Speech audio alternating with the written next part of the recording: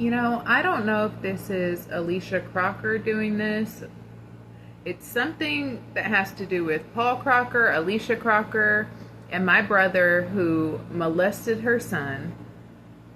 And I was not there. My mom begged me to come to court, and what could I really say? I came to court with them, I supported them, I stood there. But at the same time, the judge asked me, was I there? And I told her no.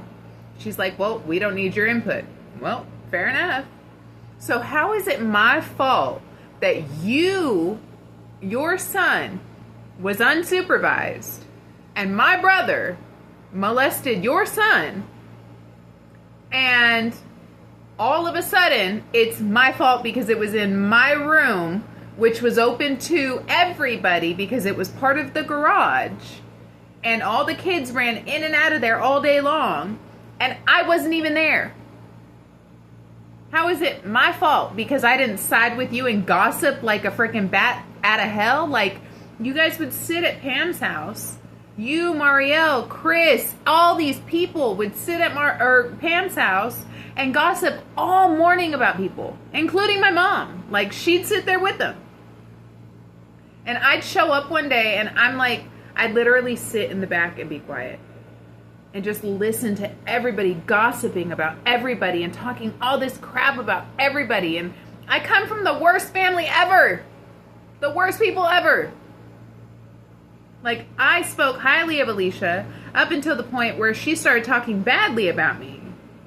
And simply because I moved out and left you with rent to pay because I didn't want to live with you anymore because you were allowing Demetrius to come over and throw parties. And when I was how old? Like 18?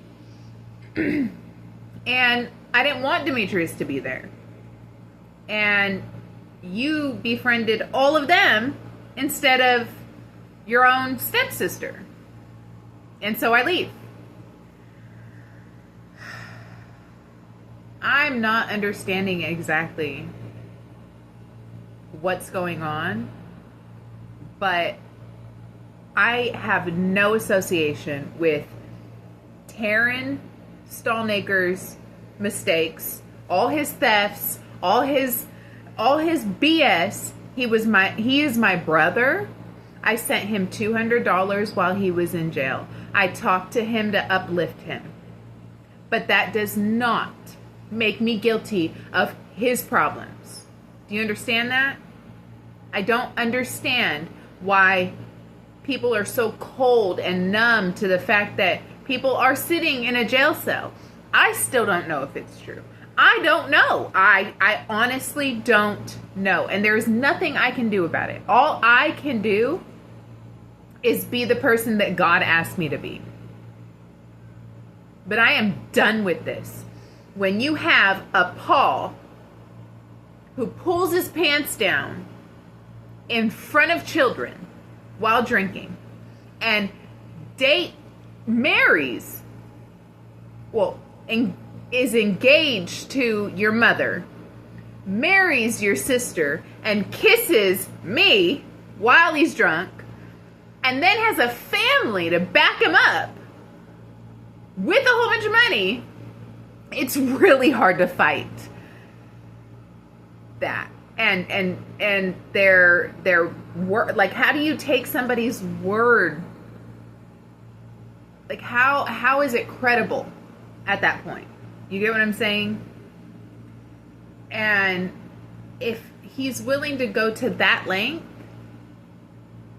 imagine what other lines he would cross despite what the doctrine, the Bible doctrine, the only doctrine that matters in this world, right? Because that's what I just heard in church. Despite what all that says, how is somebody's word credible if they continuously play God and then go against everything God said? Like, every single thing. We all sin. We all make mistakes. I get that. But, like, how are you the most superior? And yet, and your word means everything. and yet you're a sinner just like all the rest of us who are poor and hungry and needing Jesus, and like you're the most judgmental, hypocritical person in the world, but it means everything to people. I just don't grasp the dang connection. I don't.